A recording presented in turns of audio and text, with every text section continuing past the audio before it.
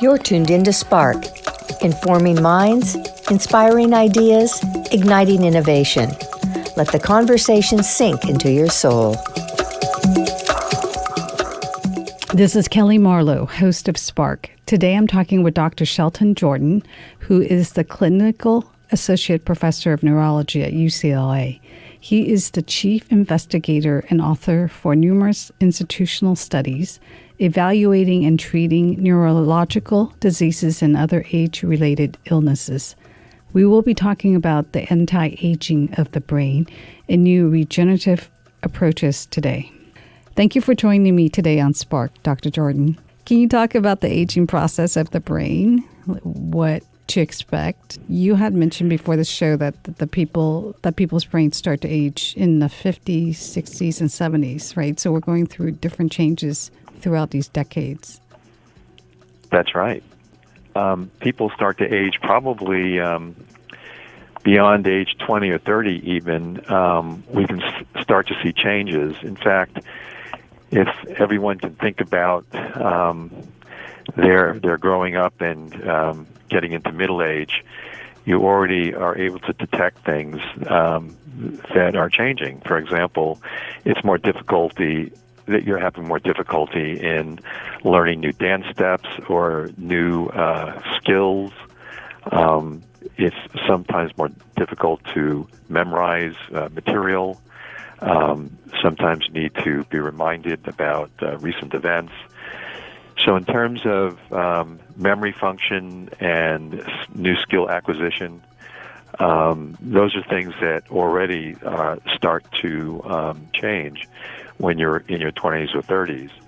And think of high-level athletes playing in professional sports, basketball or football. Very few of them are able to continue playing into their 30s or 40s because the ability to recover from the stresses of playing at a high level become limited. So muscle, tendons, joints also begin to age, and the initial appearance is that of difficulty in repairing and regenerating after being challenged.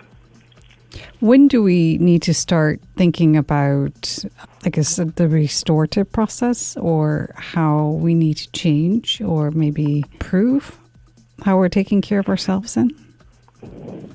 Well, I think the sooner that people get into good habits, the better, because the aging process, think of it as a cumulative injury over the course of a lifetime. So if we can do things to minimize those exposures over the course of time, we're going to do better. So when it comes to optimizing sleep and continuing to exercise and choosing a good diet, avoiding certain toxic effects such as smoke and various industrial toxins, alcohol, and so on. The sooner that we can get into a good series of habits when it comes to all these things, the better off we're going to be. You mean wine doesn't actually keep you young after all? Well, wine is an interesting phenomenon, and I like a good wine as well as anybody.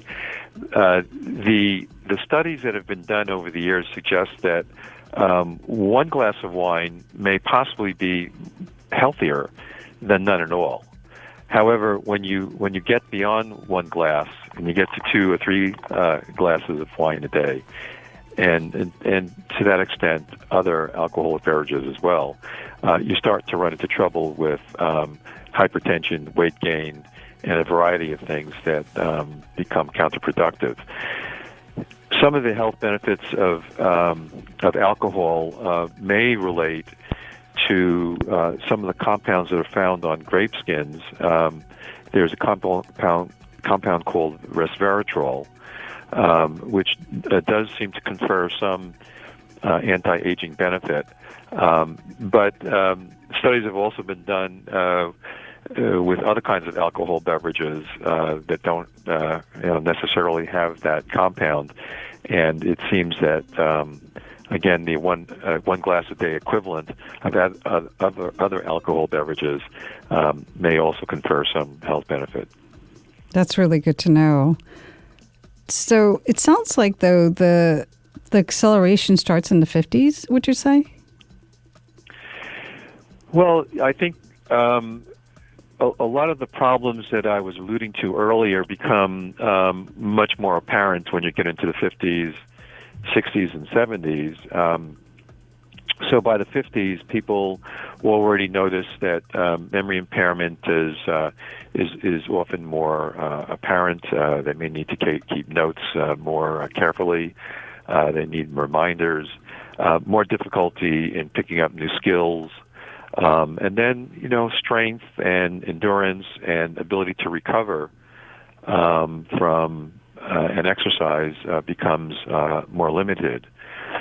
We know that some of these degenerative diseases occur 10 years or longer before they're clinically diagnosable. This is particularly true of things like Parkinson's disease, where we know the early changes actually occur in the gut 10 years or so before an actual diagnosis of Parkinson's is made. What about the role of nutrition? Does certain foods matter more than other foods in terms of keeping us healthy and fighting off the aging process? Absolutely. There are a lot of things that are probably important with regards to diet. And let's talk about some of them.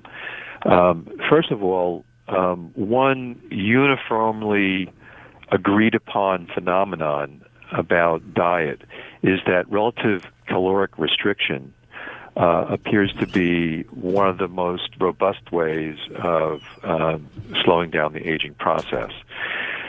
So caloric restriction probably means, among other things, intermittent fasting, reduction of purified carbohydrate intake. Those probably are very important things to keep in mind. But also, we know that the makeup of the microbiome, so the bacteria that live in your gut, the makeup of that biome appears to be very important in maintaining health. And what you eat actually changes the kinds of bacteria that will grow in the gut. So the idea is that a diet that will supply fiber allows the so-called good bacteria to eat. You want to feed them in such a way that they proliferate and keep out the bad bacteria from taking over. But when we go to diets that are high in carbohydrates, when we've been exposed to antibiotics for various frivolous reasons over the years, we also can kill off the good bacteria. In fact, even taking antacids allows us to consume bad bacteria just through the oral route. So normally the stomach acid will kill off some of the bad bacteria from getting into your gut. But if we're using antacids repeatedly, we're allowing the entry of some of these more toxic species from getting in. And when you get the wrong mix of bacteria, your body reacts to that. It produces an inflammatory reaction, and the inflammatory reaction kind of wears down the body in such a way that it accelerates the aging process. How interesting. So what you eat does affect the gut. Then that's what leads to Parkinson's then? Yeah, so we have we're soon after birth, our gut is colonized with bacteria, and if you have a natural vaginal birth, you actually are going to be colonized with bacteria that come from your mother. And assuming your mother has a healthy mix of bacteria, then the baby is going to have a healthy mix in their gut, and we want to maintain that for the course of a lifetime. Interestingly, if you've had a cesarean section, you get colonized with whatever's in the operating room, And as you can imagine, whatever bugs are in a hospital aren't necessarily going to be very friendly bugs. And they can actually change development in ways that can be measured. And what we want to do is really try to get that healthy biome that the rest of the healthy family members have. That's interesting, but how would you know, since there's so many children, including me, who were born out of C-section, whether we have the healthy bacteria or not? Well, there are many different ways that you can try to maintain a fairly healthy mix of bacteria. One is to use certain probiotic mixtures that can be bought in a pharmacy. And a lot of these probiotic mixtures have what are thought to be relatively healthy bacterial species for your average individual, and that can be consumed on a daily basis. And that can try to make sure that you are going to be colonized with the right mixture. So even if you somehow start out with the wrong mixture, or you've been exposed to antibiotics, or you've had some severe diarrheal illness where pathological bacteria take over, you can try to recoup a normal mixture by taking probiotics. And then again, getting back to the diet, once you have the right bacteria in there, you have to feed them. You have to keep them happy. So that's where prebiotics come in. And prebiotics are basically different kinds of fiber and other substances that the good bacteria will feed on. So you can do that as a matter of just having a diet that's rich in fiber and low in carbohydrates. But you can also buy prebiotic mixtures that will feed the good bacteria. Okay, so you do recommend those that are off of the shelf in the stores versus, like, let's say, the yogurt types that claims have these type of bacteria, or are there certain strands that are more important than others? You can probably get some good bacteria just when you consume foods.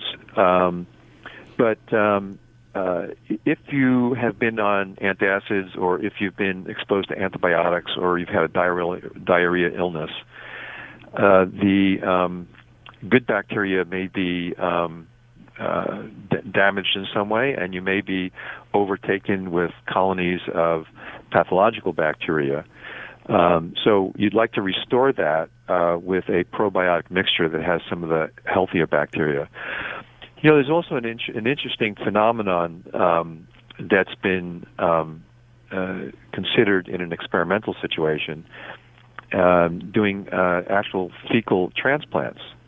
So this is an interesting phenomenon where if someone has an illness, particularly an aging-related illness where there's an inflammatory component, it is possible to get samples of the gut bacteria from healthy family members, and that can be transplanted into the unhealthy family member to restore a normal mixture of bacteria.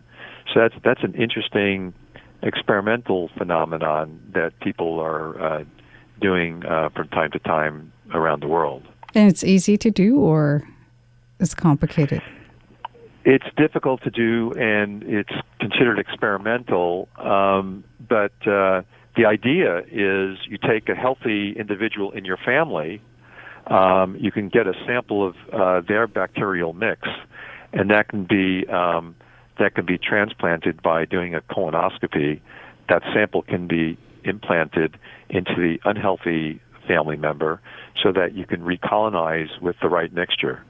You know, generally, healthy family members, interestingly, when you look at the mixture of bacteria in their bowel movements, healthy people will have very similar mixtures of bacteria.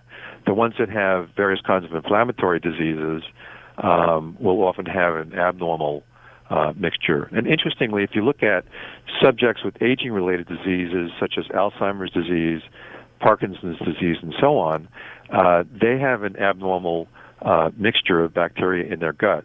The idea here is that there's an inflammatory component to these aging-related diseases that will harken back to the microbiome in the gut. And so that if you try to restore that to a more normal mixture, these individuals might do better. So this is an area of active research, and it's a very interesting, and we'll see how far this can go. So it sounds like it starts from the gut, and it's interesting in the sense that we have become a society of antibiotics, right? There's teenagers even consuming antibiotics for skin care.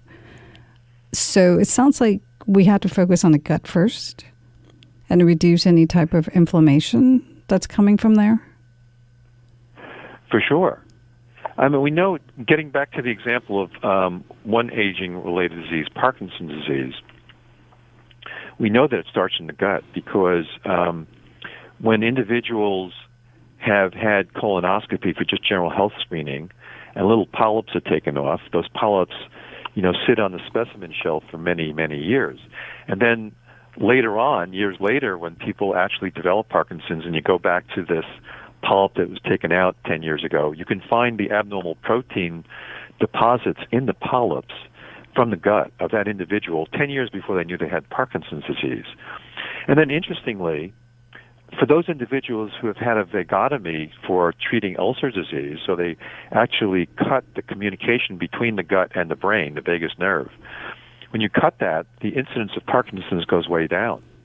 So it appears that whatever the inflammatory process is in the gut, that gets transmitted through the vagus nerve up into the brain. And once these inflammatory factors get into the brain, they spread all over, causing the destructive process that we know as Parkinson's disease. But it seems like our inflammatory responses increase as we age. Is that accurate? Yes. And is it always from the gut, or is it could be a number of different possibilities? No, the gut is a very important one, but everywhere where the body interfaces with the environment, there is going to be a natural mixture of bacteria living there, a microbiome. So that includes the nose, the mouth, the skin, and the gut. So at each of these levels, there are healthy bacteria and dangerous bacteria that can get intermixed. And your body recognizes the dangerous bacteria, tries to fight them off, and the process of trying to fight off the pathological species, there's an inflammatory reaction which actually reverberates throughout the entire body. So the inflammation basically tears down your tissues and accelerates the aging process. And by the way, that brings us to the concept of what can you do besides the diet and probiotics for your gut. You have to pay a lot of attention to oral hygiene. So going to the dentist and making sure that you don't have a chronic infection in the gums, that also turns out to be an important thing. Avoiding mouthwashes and other substances that kill off a normal bacteria and replace it with abnormal bacteria, that would be another thing to keep in mind. And then even for the nose, what lives in the nose probably plays an important role. We know for certain that some of these aging-related diseases, such as Alzheimer's disease and Parkinson's disease, they lose the sensitivity to smell at a very early stage, even before there's an apparent Parkinson's disease or dementia. There's a loss of sense of smell because the olfactory nerve, which is living in the mucous membranes of the nose, gets exposed to an abnormal biome that destroys the olfactory system at an early stage. And then when this inflammatory reaction spreads from the nose into the brain, that can be another entree of this inflammatory process that causes these aging-related diseases. Interesting. What about vitamins? A lot of people are taking vitamins to I guess, deflect of inflammation responses that they're feeling in their body. Do you think it makes a difference? Number of nutritional supplements that have been shown in clinical research to be helpful in various circumstances. In terms of a nutritional supplement that can minimize inflammation, it appears right now that one of the more popular ones would be these turmeric extracts. So turmeric, which of course is a main spice in curry, the active agent there is curcumin, and there are extracts, there are high quality extracts which can be taken on a daily basis, and that can work as an anti-inflammatory reaction in the body as a whole, and also it does appear to get into the brain to minimize any inflammatory response that may be occurring in the brain as well. So these turmeric extracts or curcumin extracts can be found, and I would consider that to be one of the very important, highly recommended nutritional supplements that should be taken on an everyday basis. There are a number of other supplements that can be taken. Some are probably superfluous, but there are some things where there is, I think, some good clinical research supporting them. So, for example, the coenzyme Q10 vitamins, I think, are all something that should be considered. I consider them to be highly recommended. That supports the energy-producing components of the cell called the mitochondria, and I would definitely recommend that. There's a niacin supplement that's called nicotinamide riboside that also supports the mitochondria and probably directly interacts with the biological clock to some extent. There's also supplements that can be taken to speed up the disposal of these toxic proteins that accumulate over the course of aging and appear to be important in a variety of these degenerative conditions. So, for example, in Alzheimer's disease, we think about amyloid and tau proteins. In Parkinson's disease, it's something called alpha-synuclein. These toxic proteins are actually accumulating in the brain. The brain can't dispose of them fast enough, but the disposal process can be optimized by taking a variety of supplements that contain a chemical called spermine and spermidine. And there are a variety of these that are on the market. Some of them are derivative of wheat germ extract, and for those who have gluten sensitivity, you can get wheat germ extracts that are gluten-free. So I would consider that to be another important substance. And the last vitamin supplement that I would recommend would be something called PQQ. That's PQQ. So that directly stimulates the biogenesis of these energy-producing components of the cell called the mitochondria. So that can also be gotten as a supplement. There are a variety of other things that are potentially recommended. I think it would probably take a few hours to go through all of them. But I think that if you just thought about coenzyme Q10, PQQ, this wheat germ extract, and thuricurmin, which is a curcumin extract, I think those are all things I would consider to be highly recommended, along with the niacin component called nicotinamide riboside.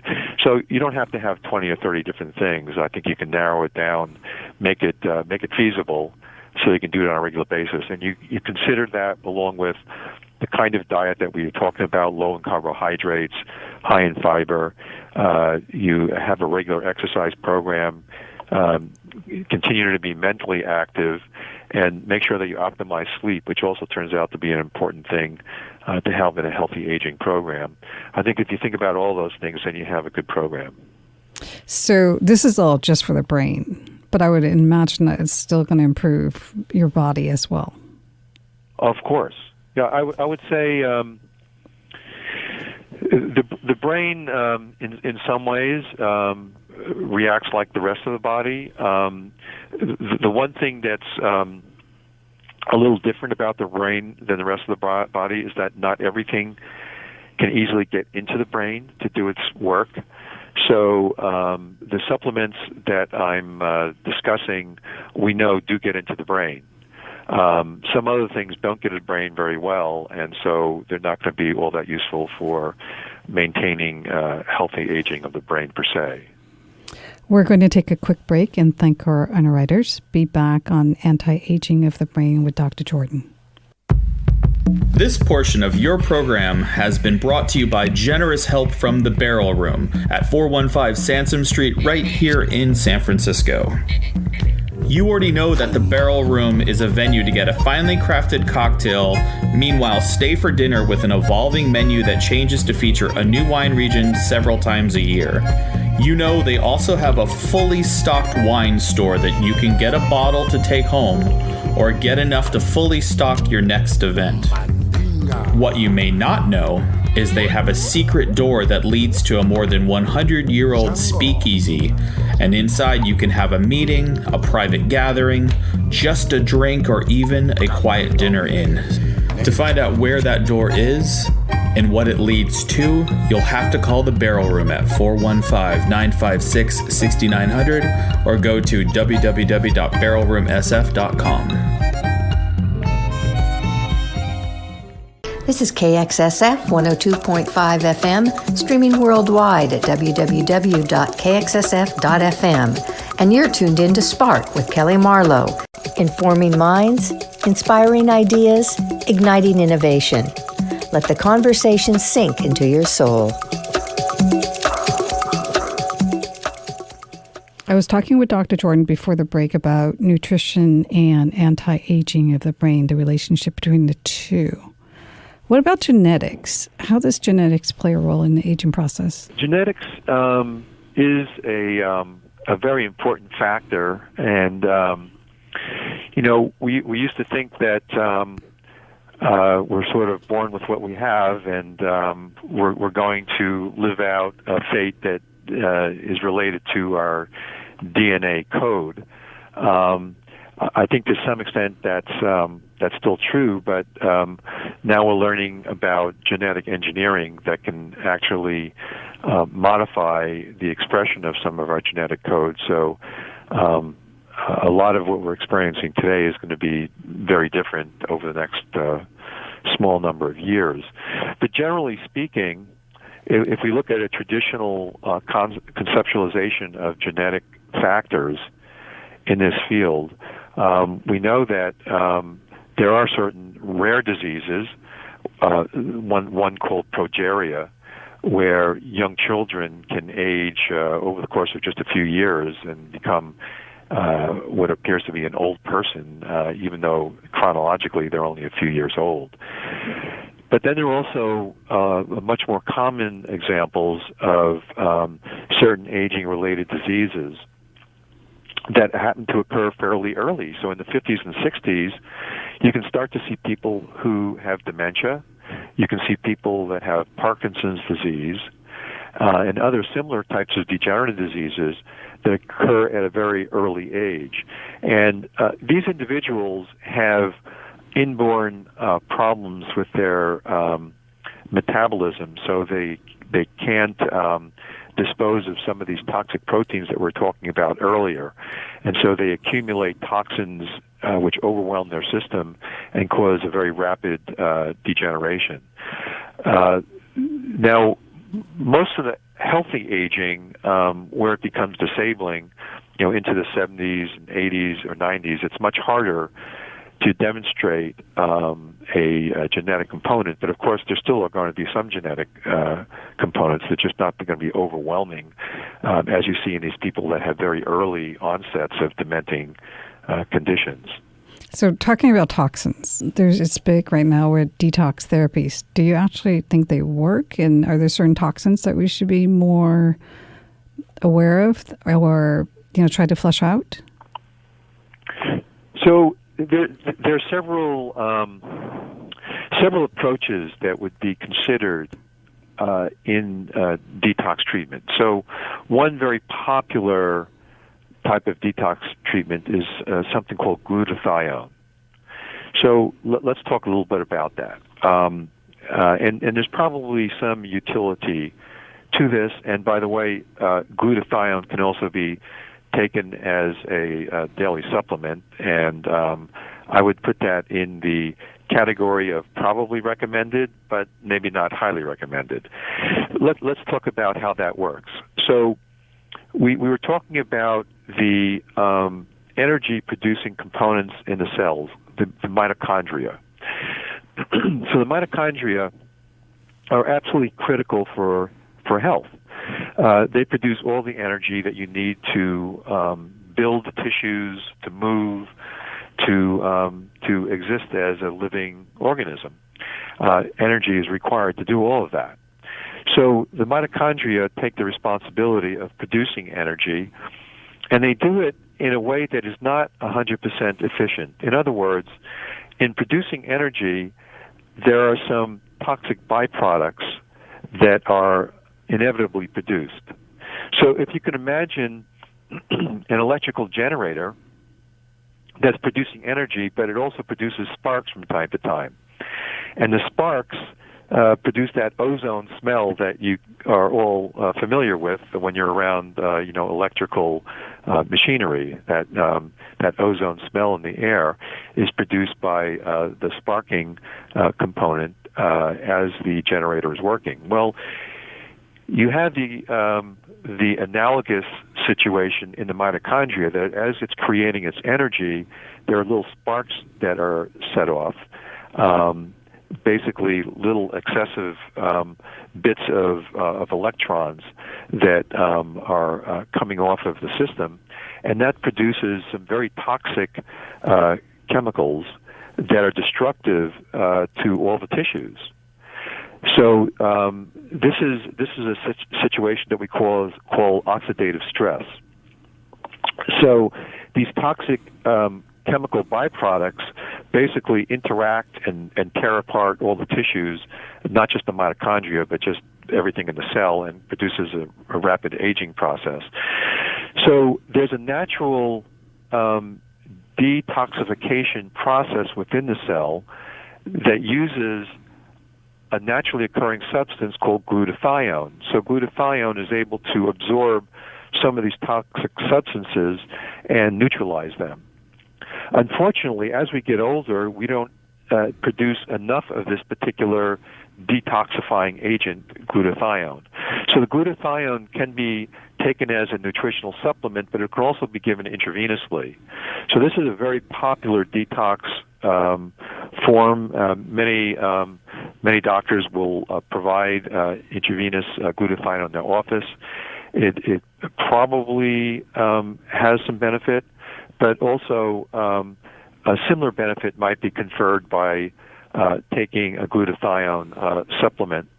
The one thing about glutathione, it can't be just swallowed like a pill. It has to be absorbed sublingual or intranasal, because the stomach acids also will neutralize the glutathione. Another type of detox that's very popular is using a niacin chemical called NAD. And that's basically meant to recharge the mitochondria so that you can produce energy better.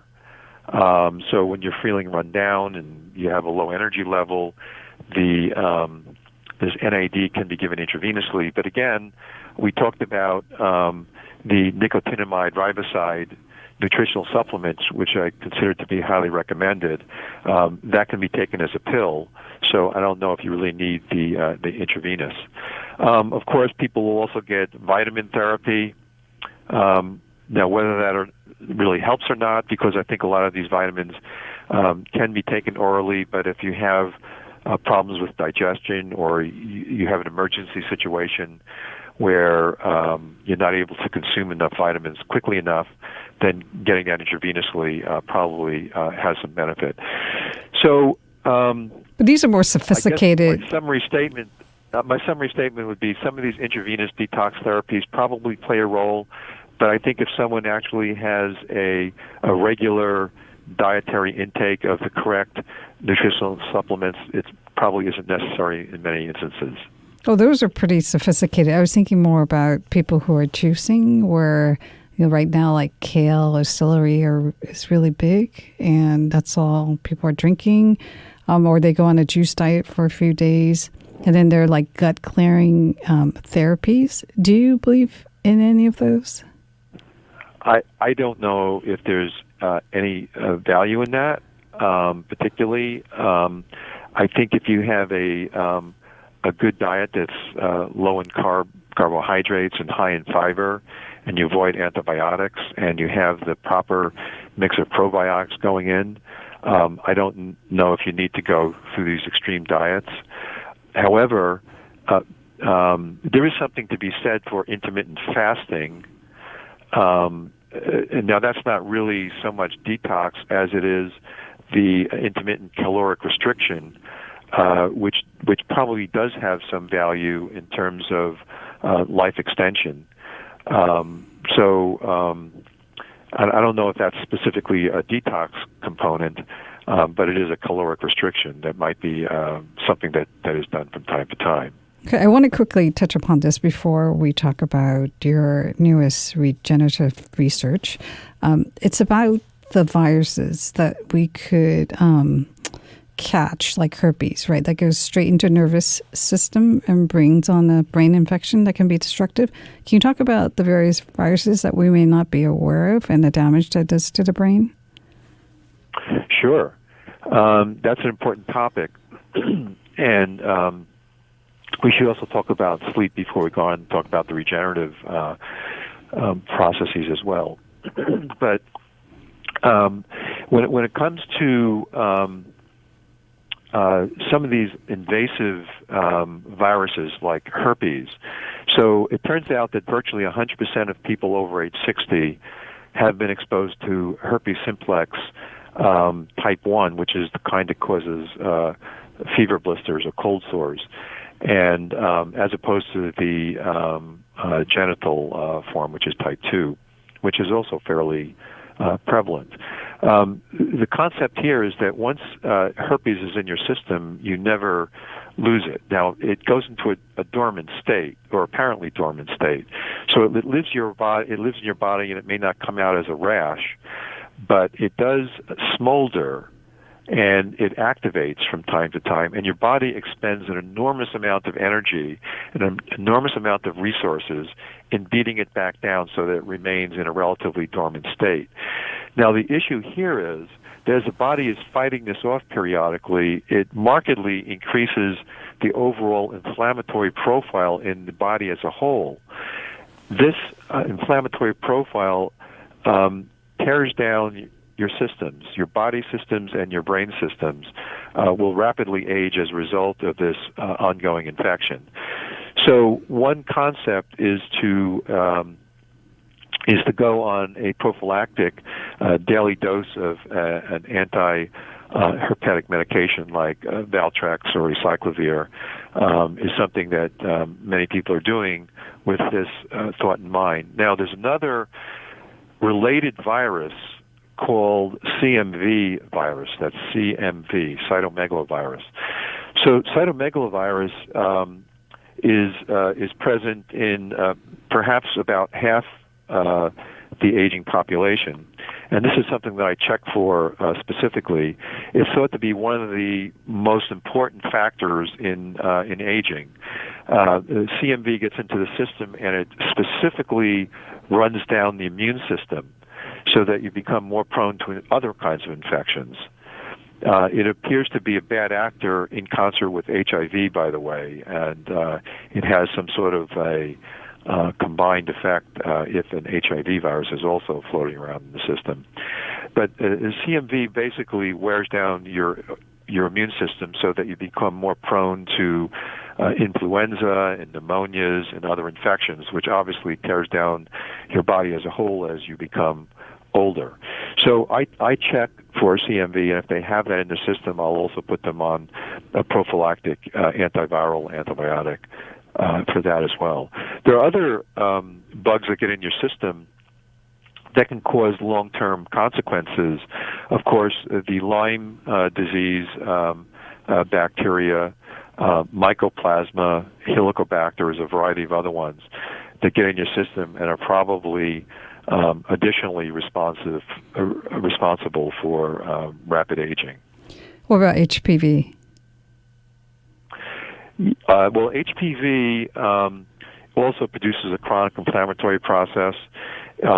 It's known to be a factor in local tumors. That's something that needs to be paid attention to.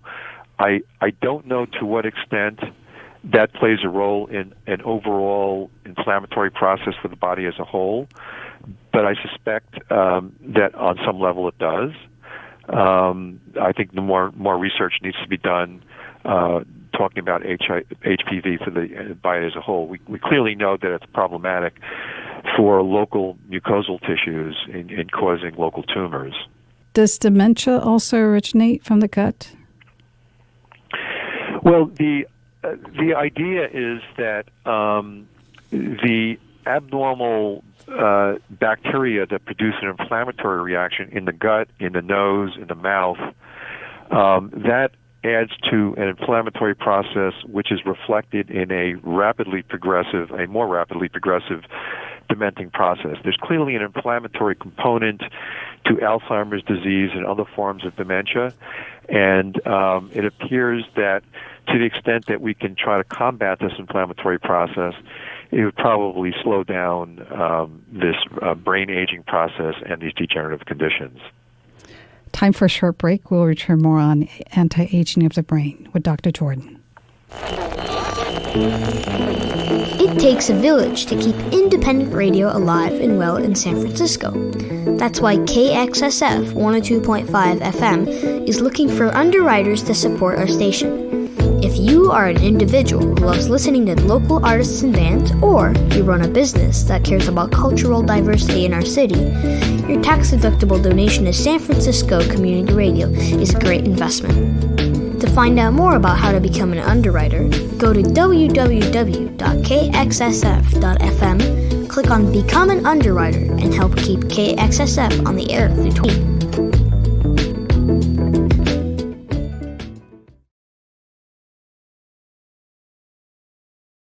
This is KXSF 102.5 FM, streaming worldwide at www.kxsf.fm.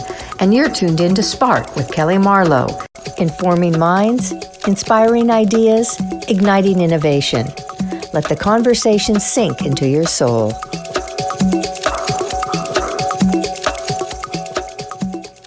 Dr. Jordan and I were talking about anti-aging of the brain before the break, and we talked about sleep a little bit earlier. Can you talk more about the role of sleep and what we need to take into consideration? For sure.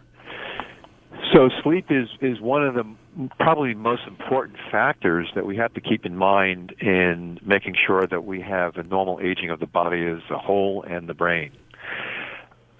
We have to pay attention to obstructed breathing patterns during the nighttime.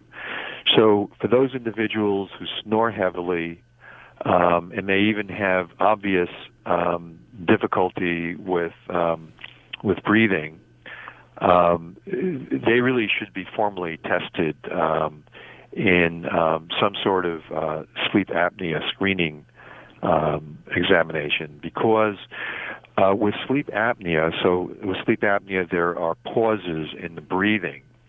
And what the pausing of breathing does is the oxygen levels can fall, and also, of course, carbon dioxide levels can elevate. But in particular, the dropping oxygen levels produces a lack of a proper oxygen delivery to the brain, and that produces stress on brain cells and can accelerate the aging process.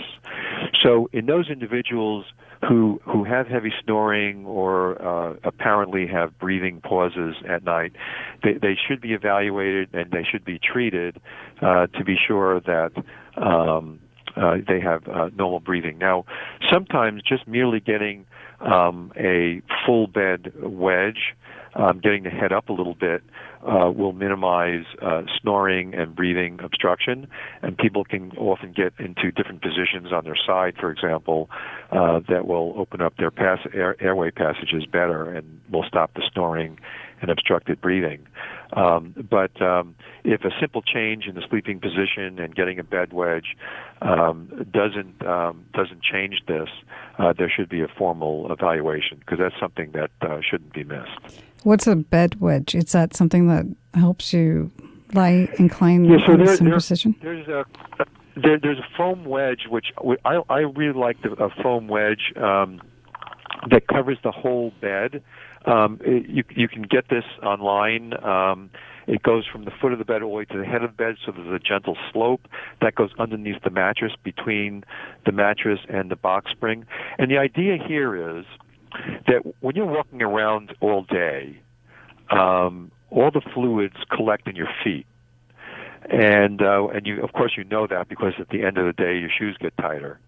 But then when you lie down flat in bed at night, all that fluid gets redistributed to the rest of the body, and much of the fluid gets redistributed up to the throat and tongue and face, which is why very often when you wake up in the morning, your face looks puffy.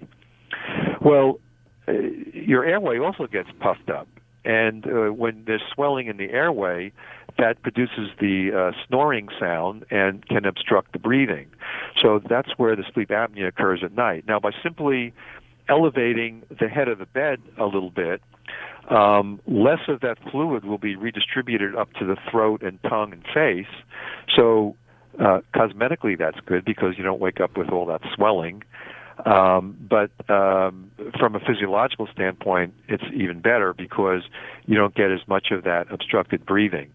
So a nice bed wedge is a good idea. And then just trying to sleep on your side is a good idea. And for those who habitually fall back on their back, there's one simple trick that we always talk about, which is sewing a tennis ball into the pajama tops in the middle of the back, so that'll remind you not to lie on your back and encourage you to stay on your side.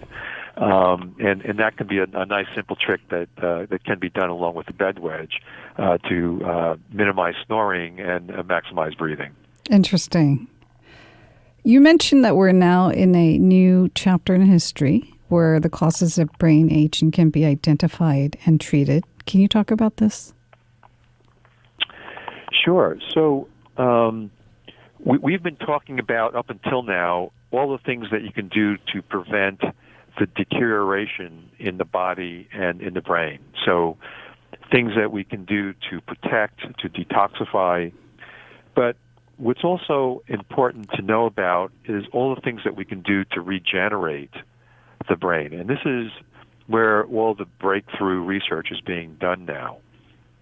We do know that an important reason for aging is that these regenerative components in the brain, these stem cells that live in the brain, are lost as we age. So really starting from the 20s, 30s, and 40s, we start to lose these stem cells that are present in the brain.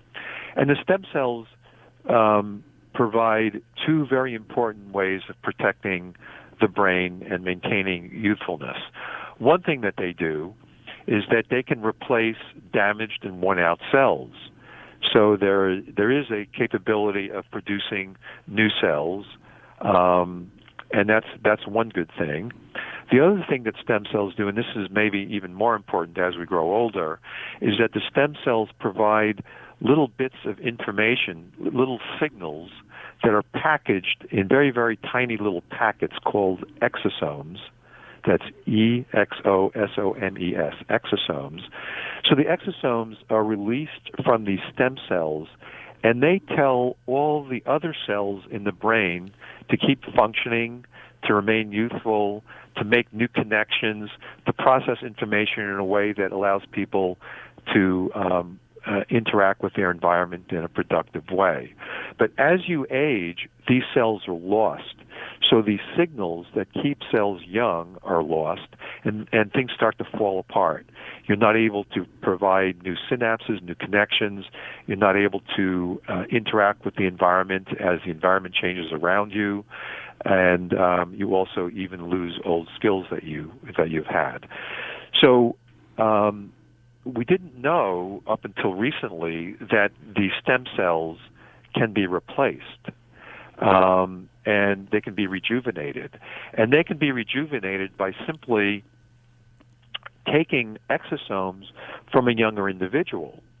This has been evaluated in mice and other species, but it's now starting to be applied to humans in research settings. And one thing that's particularly outstanding is that it turns out that there's one particular important group of stem cells in a part of the brain called the hypothalamus, which is in the center of the brain. And this one particular group of stem cells actually turns out to be the biological clock that determines how old you are. So I like to call this the Grim Reaper clock. It's actually programmed to control your entire body to be a certain age and how fast one should age. This has been discovered by the Albert Einstein Medical School group, Dr. Kai there, and this is published in the Nature journal a couple of years ago. And he did some work which is really stunning.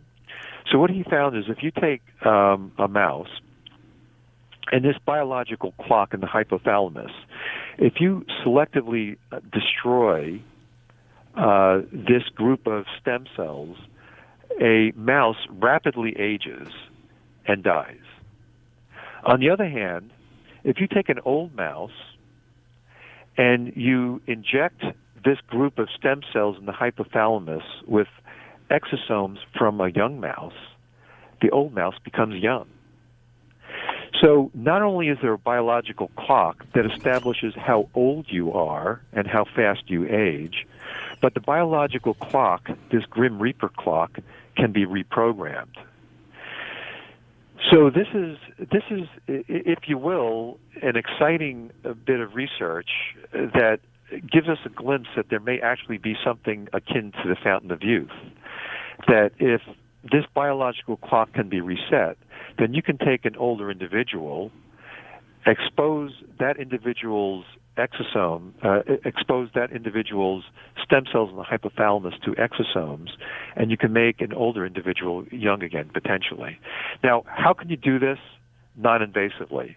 Well, that's where the trick is. So we don't want to inject it directly because that would involve neurosurgery. Such was done with the mice in the Albert Einstein experimental groups. But it turns out using fairly non-invasive technology, something called focused ultrasound. So ultrasound is basically sound waves that can be applied to the scalp. And the sound waves can be focused in such a way to encourage exosomes that are given intravenously to congregate in this particular part of the brain, the hypothalamus, so that this Grim Reaper clock can be reprogrammed. So imagine an older individual can get an intravenous drip of exosomes from a young individual.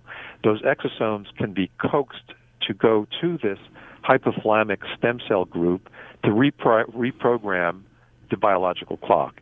This is an area of very exciting research that is going to be done over the next couple of years. Now, what's already been done is the memory parts of the brain, the hippocampus, in subjects with Alzheimer's disease, and those parts of the brain that relate to movement in Parkinson's disease. So these have been already treated with exosomes in experimental situations using this focused ultrasound so that you can deliver the exosomes just intravenously and coax them into going to this particular part of the brain that's relevant to memory in Alzheimer's disease and to movement in Parkinson's disease. So this kind of technology in an experimental situation has already been applied so that we don't need to resort to invasive neurosurgical techniques where the exosomes would have to be injected directly into those parts of the brain. That is pretty exciting. So to wrap up really quickly, what are the top 3 strategies people can easily do for anti-aging of their brain today? What would be your top 3 recommendations or strategies? The first strategy would be all of those things that you can do on your own to maintain the microbiome, to maintain the mitochondria, and to work with these toxic protein deposits that accumulate with aging. So in terms of what you can do for the microbiome, we talked about a low-carbohydrate diet, high in fiber, and also taking probiotics and avoiding antibiotics that would kill off the good bacteria. In terms of taking care of our mitochondria, the energy components of our body, there are various nutrients that we can take, some nutritional supplements that we can take, and we talked about some of them that are worth taking, such as the nicotinamide riboside, the coenzyme Q10, and the PQQ. In terms of the proteinopathy, so these toxic proteins that evolve and accumulate in our system, we talked about some supplements that can help turn on the disposal process, and the inflammatory process that occurs with that we can try to minimize by taking something like a curcumin extract that might reduce the inflammatory components. So exercise, good sleep, keeping track of your oral hygiene, those are all important things that people can do on their own. And I think if they put this together in a daily program, I think it can make sure that they have a relatively healthy aging process over the coming years. That sounds fantastic. Thank you for joining me on Spark today.